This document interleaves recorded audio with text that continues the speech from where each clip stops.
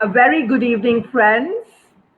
I take great pleasure in introducing Shibu Kochery and the very eminent Mr. Ashoke Viswanathan to you. They will be in conversation on Shibu's book, Faith and the Beloved. Let me first introduce Ashoke Viswanathan, who is a national and international award-winning filmmaker, who is currently professor and dean at the Satyajit Film and Television Institute, Kolkata. He has directed more than 150 film projects, including feature films, documentaries, short films, and television shows. Apart from the national awards, Ashoke Viswanathan had 5 Indian Panorama entries at the IFFI, is a Charles Wallace Scholar at Cambridge, and has won the Dishari, BFJA, Kalakar and the Jaycees awards, besides the Silver Torchlight award at Pyongyang. He has been a visiting professor at Tufts University, Boston, and Monmouth University, New Jersey. Thank you so much, Ashoke Viswanathan, for being with us today. We are really, really excited and happy to have you and looking forward to you being in conversation with the author. Thank you. Shibu, yes. Shibu Kochery. He's a best-selling and award-winning author of Men and Dreams in the Dauladhar, graduated from the prestigious National Defense Academy, Khadak Wasia in 1981.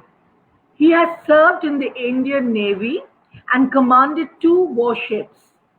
Post his retirement, he has executed hydroelectric projects in the Kaveri River Basin in Karnataka, Beas River Basin in Himachal, and Teesta River Basin in Sikkim.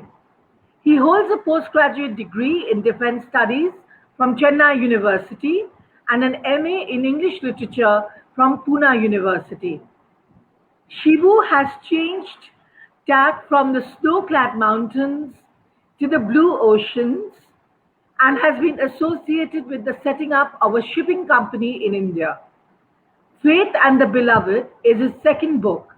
Many of the characters in the novel are inspired from those whom he has encountered during his extensive travel. Kochery Shibu was born in Kochi, Kangarapadi, and now lives in Bangalore with his wife and daughter. Thank you, Shibu, for agreeing to do this interview. We look forward with a lot of enthusiasm. And I now hand over to Ashoke Viswanathan to take the discussion forward. Thank you. Thank you so much, Mona. Thank you very much, Mona, for that very kind introduction to both of us. But I personally feel that Shibu deserves every bit of it. As I was telling him, I'm fascinated by this novel, Faith and the Beloved. My apologies, I've not read the first novel, but I've read this one in detail. And it struck me from the very first moment that it was an intriguing piece of writing.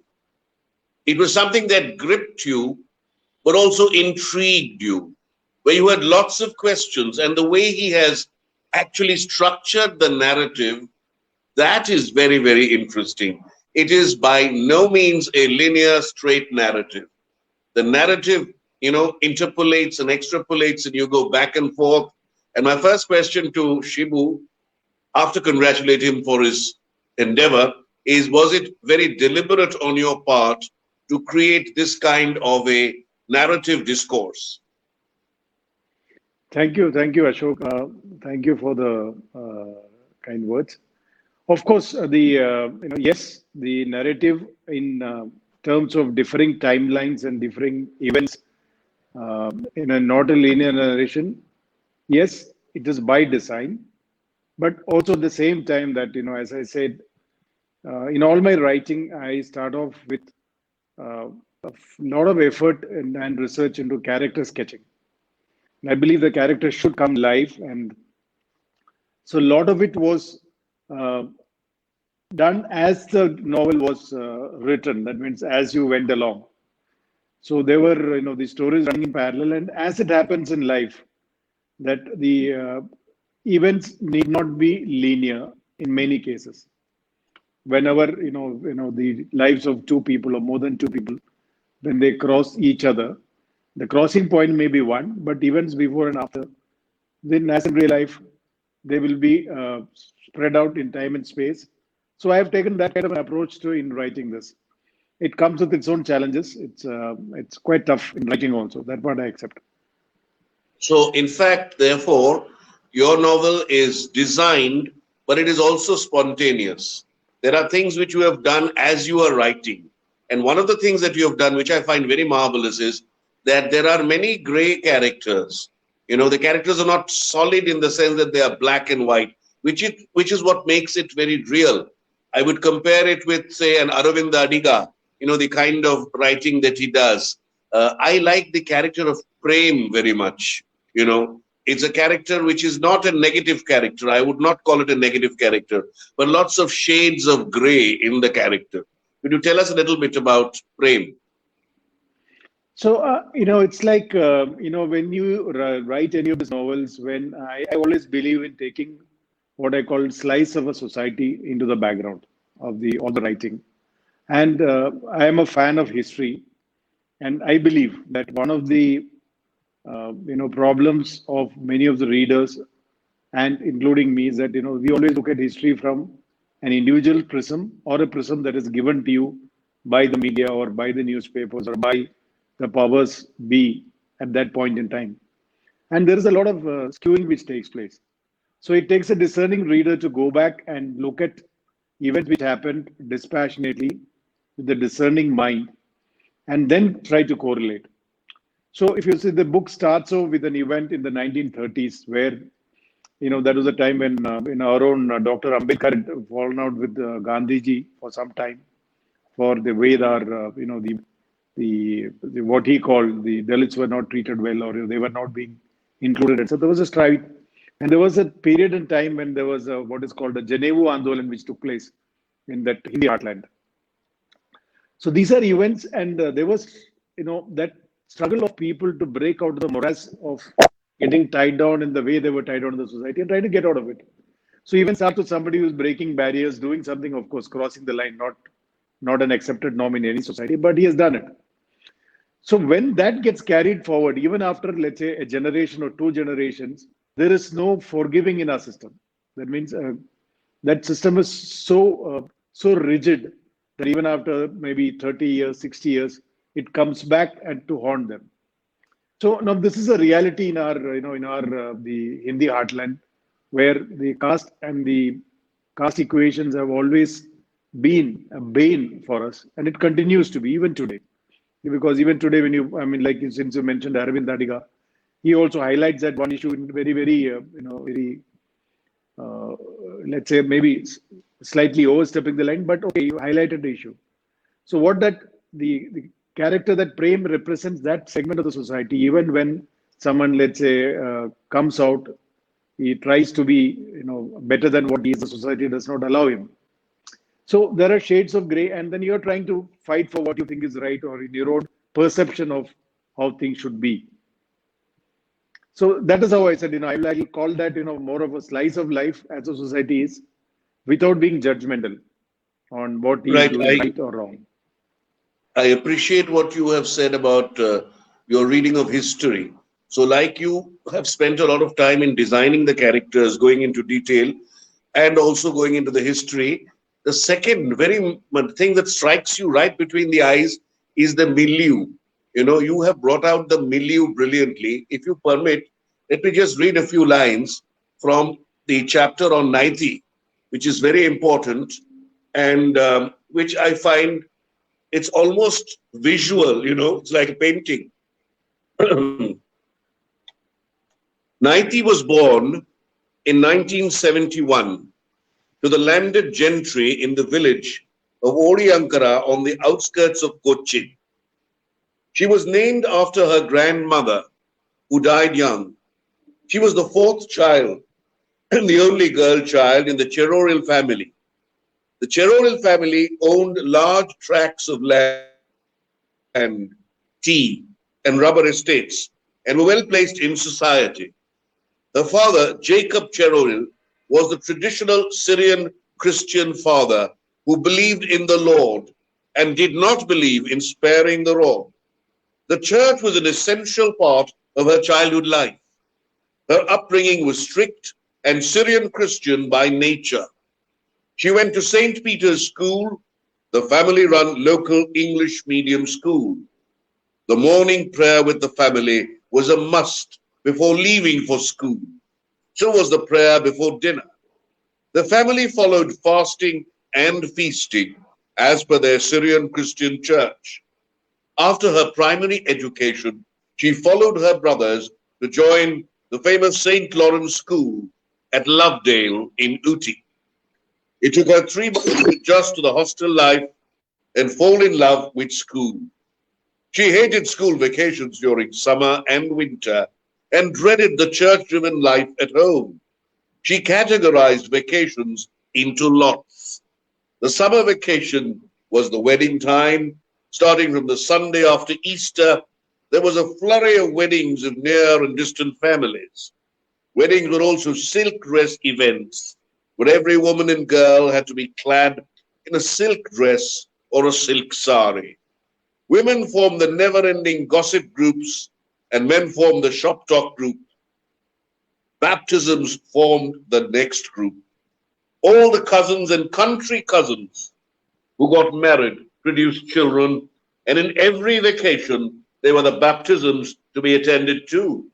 There were the occasional funerals of the dead and the departed too. But that's just the beginning of the chapter on Maitri. I think it's very brilliantly written, and it shows your extreme knowledge, almost like the back of your palm, of that society. Could you tell us how you are able to write in such detail?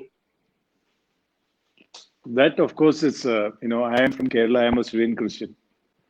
So the Syrian Christian life in Kerala, it's been part of me, and, I've seen a lot of it. So, though, of course, this is not an autobiographical representation, but it is a slice of life from the traditional Syrian Christians of let's say, the things have changed quite a bit in this century, but the 70s, 80s was traditionally, yes, that was a large part of the society was like that. So, a lot of the things that is written there is, let's say, in relates quite well to what happens in the Syrian Christian families, Syrian Christian traditions, the Syrian Christian way of life. And some of it was by design, because one of the things I believe in, that when I write, and even if it's a fiction novel, that a reader who reads as much as he reads a fiction must also get some value addition, a perspective on the background and the people, and something more than what is really available in the open literature. So many of this stuff written in this book will not be easily available to a reader, even on the, let's say, in open literature. Not easily available, not that it's not available, not easily available. So one of the aims was also to bring out this aspect of life, which to many readers like you found it fascinating. Many others have also told me this, that there was, yes, this aspect of life, which, okay, the people who are in it take it for granted, but as a reader, yes, at times it's like entering another world, and that is by design. And that is what aids the narrative, a narrative which has got a lot of excitement, which is very much action driven. It also has so much of milieu and zeitgeist and background and research that makes you want to wait for those parts when they come, And both the parts, the ones which are really action packed and the ones which are, probing, which are trying to be more philosophical, more metaphysical, they are equally attractive. So I think it's a very good blend that you've achieved in this particular novel. And the end, which I will not, of course, reveal, but even in the end, you end with a kind of a, mellow tone, because in the middle, there's a lot of red hot stuff happening, but it ends with a kind of a mellow tone. Did you decide on the entire story at the beginning itself, or did it, as it progressed, achieve the form that it did? So if you see the blueprint of the story is there in the first chapter, because the first chapter kind of lays the clues to all that, which is discussed a number of times. There are two, three people who are reviewing the events which take place in the first chapter too, and to interpret it, to make sense out of it. So almost every word, every sentence has got a clue in it, which is the mystery and thrill part of it. So the second part of it is that I also believe that that in any of the storytelling and story writing, uh, it need not necessarily be like I keep telling, with many of the people say that in Hindi movies, the difference between a hero and a villain is that hero has a past which justifies his present, and villain does not have. So you do not know why he is the way he is. So the audience always relates to the hero, whichever way is presented, because there is a justifiable relation from background, from his past to the present. So in my writing, I will always, whether it's 5 characters or 8 characters, I try to give the shades of background for everyone. So whether it's a hero or a villain, there is a past to him and there is a present, and it's for the reader to decide whether you think is it's right or wrong or whatever you want to see, or being judgmental. So the second aspect of it is that the not everything need not finish off. As I say that when crime is always when a line is crossed in the society or in somebody's life. Nobody plans to be a criminal, or nobody plans a criminal activity. But there are times in life when you have left with no options but to cross the line, because that is the only option that you have at that point in time to save whatever you stand for, value for. And there are times when you have to fight for what you stand for. So a lot of the times, the relationship bonding between women and your approach to life does get philosophized the way you have been brought up and what your value systems are. So the end is also by design. The last chapter, of course, is by design to keep it a little bit of philosophical in its approach and approach to life. It's for the readers to read in between and decipher.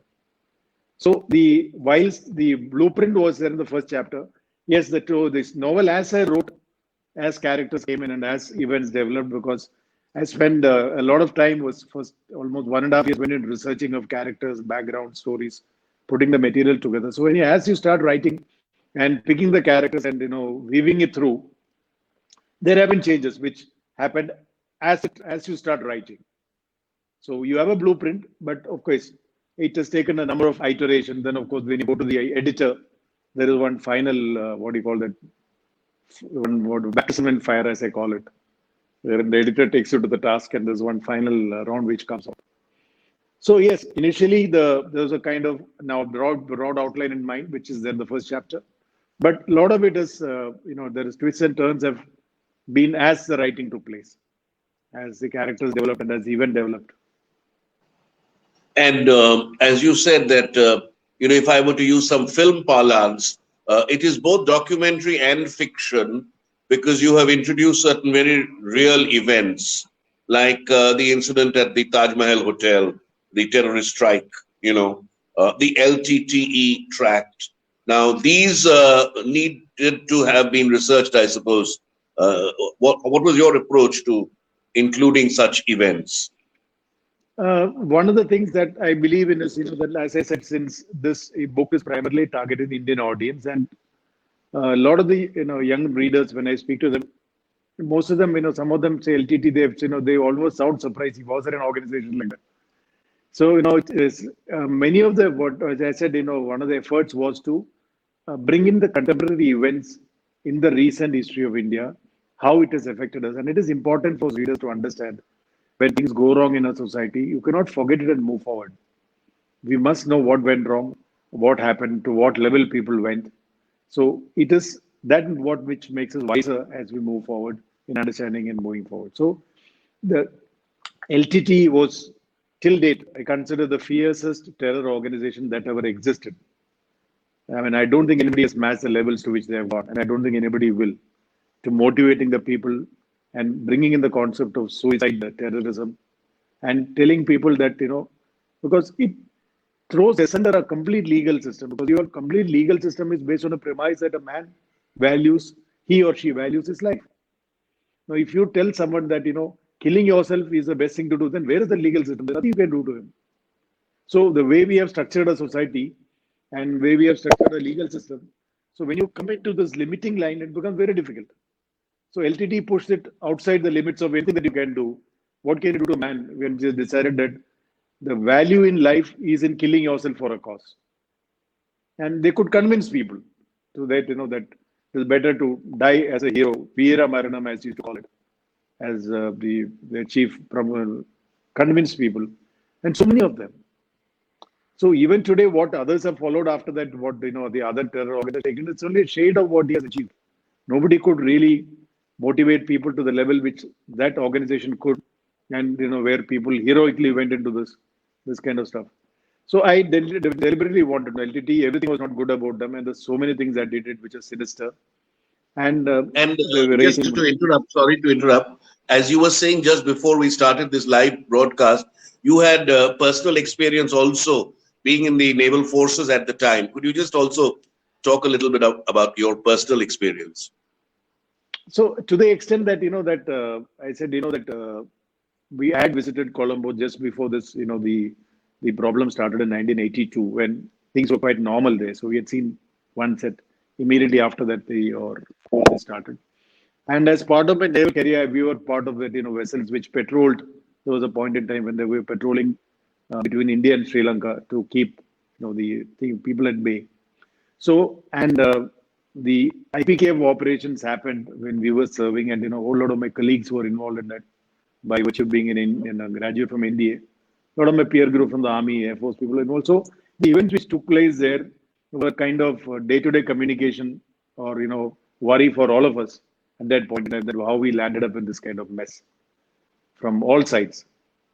So a lot of the events were but of course at some point it went beyond control, and when events went out.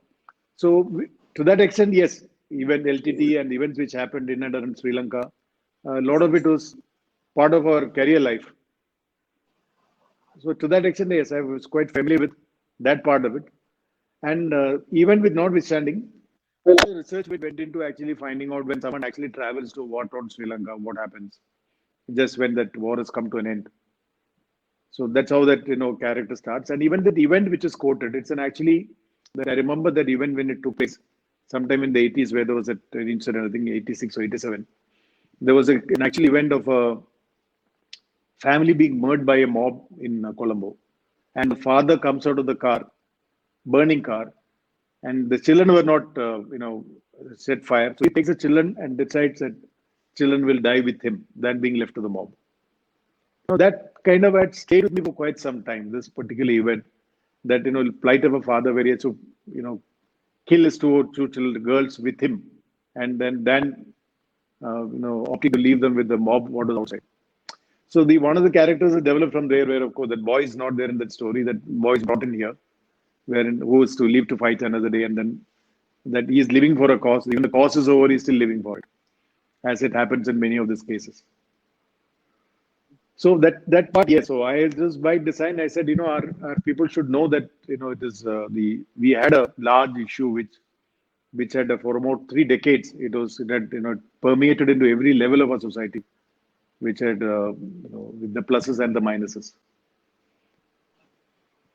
You have both a micro level at the crime, as a crime story. There's a micro level and a macro level, because you have included something like LTT, which has a huge history, philosophy, and as you're saying, it's one of the most ferocious, if you may call it that, organizations of all time, because for them, even, sacrificing one's life is not at a premium, they can do it. So that is something which is very interesting. And in the process, you have created some very, very believable characters. The reason why I said earlier also, why this book is so dear to me is, one, because it is with an international flavor relating totally to Indian or, Asian events. And secondly, it actually creates characters which are very believable. If you look at the character of Naidi Cheroril, she seems absolutely a real character. And the way you brought in the IIT, the competition there. And these are places where I've been to, and the IIM after that. Was she modeled on any real character in your experience? No, it is not a lift off from a person whom I know, definitely not. But and as I said, a lot of these things are, I have a lot of friends from IIT and IIMs, and pretty familiar with, what, how things happen there, and so to that extent, it is there is no one particular individual on which she is based, but the idea was to bring out, because I have come across, after the liberalization of the economy and courtesy the IT sector, it has been many times that true talent of women who are capable of, let's say, understanding business better than men, which is something which many men find it difficult to digest. That, but as the traditional businesses where you're standalone and running a business was okay, but as your after liberalization took place and as the economy grew, and if you did not know the sector, if you did not know how to study the sector, and to see the trends that consolidation which takes place, a lot of the things go out of the ambit of the traditional family-run businesses unless they really keep the wits about them. And there have been actual cases where it is the IIT, IIM have thrown out really some talented women who have understood the business very well. So this is also to highlight that point, to that the traditional houses, many of them even today, even in this 21st century, they still believe that the business decisions is kind of still the male hierarchy. But that is also deliberately to bring out as to finally it is not so much about man or woman, yet it is about understanding the business. If it's a woman who understands it for you, she is the one who will bring in results. So that is deliberately to highlight that one aspect. And there are many like her, may not be large enough in number, but there are successful, let's say, IIT, IIM graduates who made a mark for them and proven that they can develop business and do things. So there are many such stories which are there, which are known in the open media also today. Many people have talked about. So of course, that character was built to reflect that one aspect of India. And where do you think Alice will go from here? You've given a hint that she will go into academics. What do you think? What will happen to Alice? I have not actually. I have not thought, and I have not put anything beyond what is written there. So it is like this. Normally it's one of the. There's what was also an effort to tell the young people also that even in today's society, if you keep your wits about you in any situation, and if you are able to, finally it's all about thinking and your ability to think, and without losing your wits, that will keep you alive in any environment. That has always been as a fact of life, whether it is 21st century, 20th century, or go back to BC times, go back to Chanakya's time, story is the same. It's like people say that it's the mind which has to win first. Then only events will unfold. I mean, because in the military there's a saying, it says that battles are fought and won in the minds of people. So it is the mind which matters, and that is what people should group. And the brawn has got its relevance. The relevance is a very, very, very key word here, because I find a very interesting postmodern aspect in your novel. In the very first scene involving Alice, she's in a tremendous trouble, and it's almost like a computer game where she's trapped and she has to escape from that. So you have that feel, that frenetic feel of computer games also in a very subtle, metaphoric way, which is, touching your novel. Was that thought of, or it came naturally? Because that's the world which the children of today are dealing with, the world of computer games. Yes, that is also by design also, and has also kind of thrown in a caution in that. If you see that, as the evil elements are into every aspect, including games. So if you see that, there have been, many of the incidents I brought out as to how in that also there's a case wherein the computer hackers get in and you to get to the controllers to control the games, to manipulate and get into a game, and thereafter steal the identity or play with the children which are playing the game. So the basic norms of safety, security, as much as it is in real life, it is equally applicable in computer games which they are playing. So that was deliberately a game because a lot of the children get into it. And there also there's a lot of battle of wits which happens. You have to expand on it to make sure that you're not losing out on an identity, nobody's stealing your identity. So that aspect has been brought in, and with a deliberate aim to caution the passionate computer gamers that not everything about that domain is also hunky dory. There could be trouble there also when people come in. Right, right. Uh, One other aspect which might have been intriguing to some, people might be even shocked by it, that there's a lot of open, blatant sexual references in the entire novel. One in terms of the language, and two in terms of explicit sexual, scenes. What is the main reason for you to introduce this in the manner that you have? So that is actually one of the aspects that which has come about is like if you see the basics of the whole story takes off on a very one pleasant topic with many of the readers, and many of the readers specifically I'm telling that many of the readers who are what I call drawing room readers or WhatsApp readers who horizon is normally within the drawing room and do not have much exposure to society. So they do find it very unpleasant that even some of the readers have told me also that you have not handled the subject of rape, let's say, sensitively enough, which is the start point from where that trouble start, and it's someone rapes and then the lady decides there is no law, shoot him and kill him. So one of the corollary that of course I just to bring about a little bit of history again. During the beginning of the 20th century, the Maharaja of Patiala's one of his uncles, one Mr. Khadak Singh. So he wanted to be a judge, and the Maharaja requested the British that my uncle should be the judge here. So Britishers told him, you do not know the law, you do not know the regulations. What is your qualification? So he asked them that what is it that you want? So they said that we want that law and order should be maintained, that the law is enforced correctly. He said, I will do that. So leave that to me. That is what we have been doing all this while. I'll continue to do that. So he became a judge, and the first murder case that came to him was one woman whose husband was murdered, and there were 4 accused. And the woman said that these people beat her husband to death in the farm in front of her eyes, and the men refused. And there was a lawyer who was representing these 4. So Khadak Singh said, okay, so these are the 4 accused. They said, okay. Said, who are you as a lawyer? He said, I'm their lawyer. Why are you representing them? He said, that means you're also party to their crime. He said, no, I'm a lawyer. No, it doesn't matter. So they said, decreed, hang all 5 of them. So his judgment came to an end there, and all 5 are, put to the gallows. After that, for that duration, next 8 years when he was there was no question of any murder anywhere in that area. Now, the concept of justice and concept of execution of justice is runs from society to society. And the way we have done it is our society in this matter has been very, very brutal. That's only language of people understand.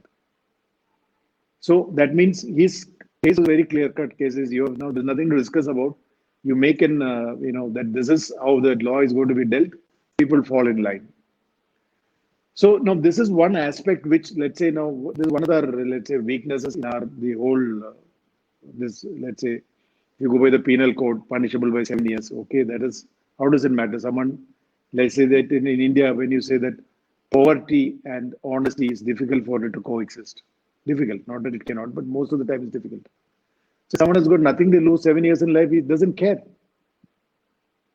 So we have adopted a legal system which is British by nature, and they had their own way of bringing it up. So in its implementation in India and its system that we follow, it has got its own limitations. So that was the, let's say, the aim to highlight one of those issues. And second, of course, was also to bring about, because when you talk about the subject and there is a certain amount of, let's say, the exploitation related aspects which happens in this particular case. You have talked about a guy who's working for a cause. Now he doesn't know, he has been asked to do something, he's doing it. So whether it is right or wrong, he doesn't care. He's that LTTE man still thinks that LTTE is working for LTTE. He does not know the organization is gone. So a lot of it has been contextual with respect to writing of the novel and not with any other intent, excepting for this one aspect which was to be highlighted. So I have left it to the readers to be judgmental about it. There are some people who have told you also that it is, let's say, what is the word? Overtly, let's say, explicit. Some of the readers have said. Have they also said, has anyone reacted, Shibu, when in that rape scene or love-making scene, whatever you call it, that it was a bit patriarchal? The patriarchal aspect came out because you're saying that the woman will enjoy it eventually. Yeah, so that's what I said. That is what the whole thing. That means if you read the whole thing, that whole read book in its entirety, it will not follow that perspective. But of course, if you select that one paragraph and say that is the perspective of a man who has got an agenda behind, that's the history behind it, why he is like that. There's a background and history to it, which will come out later. But if someone reads only that one chapter and starts forming judgment about it, then of course, yes. If you read it in isolation, it will come out like that. Right. But I expect that people should read the book in its entirety, and then correlate, and then to see whether the character is right or wrong. Then, as I said, I have tried not to be judgmental in it, and all the characters in this book have got shades of grey. Yeah, and apart from the grey, you've also been very realistic. People react in different ways, and that's what is important, and that is what is happening. It would be foolhardy to say that these impulses are not there in us. It is always there, and if we sweep it under the carpet, that wouldn't be the right thing. So in that sense, I think that there is a point in your favor. Now, I think we are nearing the end of the time, and before I conclude, I would request you to read a portion of your novel which you think might be very interesting for us. We don't have much time, a little bit. If you could please read us something, any place. Sure, okay.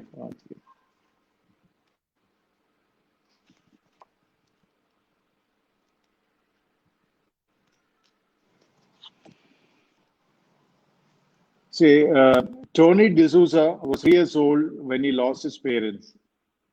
His father, Chokkalingam Acharya, was a businessman who ran a jewelry shop in the city, and they stayed in Watala in the suburbs of Colombo City.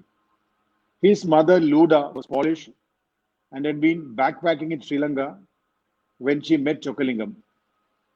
There was a whirlwind romance and a courtship that followed. They were married in 1974. They had 3 children in quick succession, 2 girls and a boy. The girls had gone on their father, and the son Kannan had gone on his mother.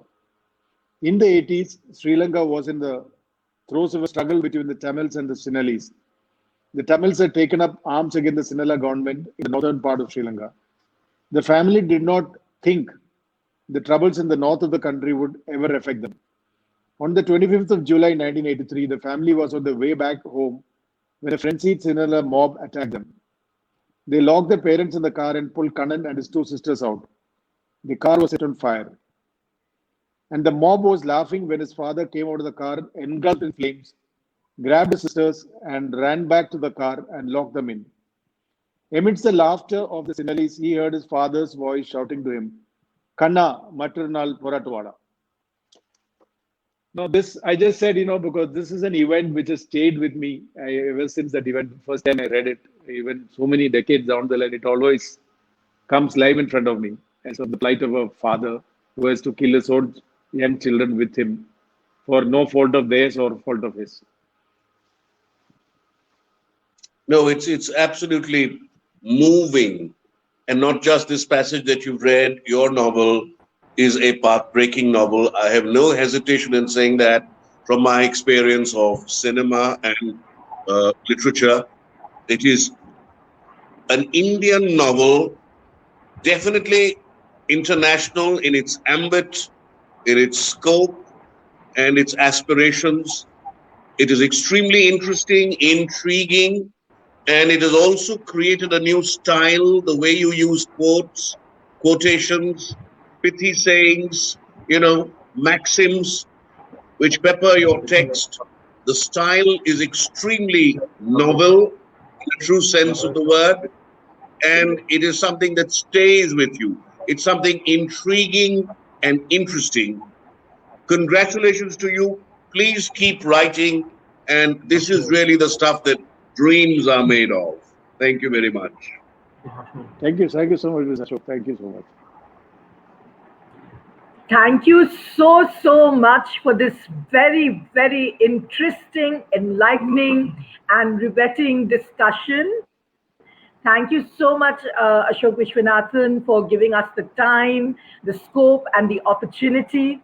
You were wonderful. And Shibu, of course, we are great fans of yours. We love your writing. We love the way you speak. We enjoyed the session. And I would request viewers, if we will put up the Amazon link. If you could kindly buy the book online, it would really be nice. As readers, you'll enjoy Faith and the Beloved.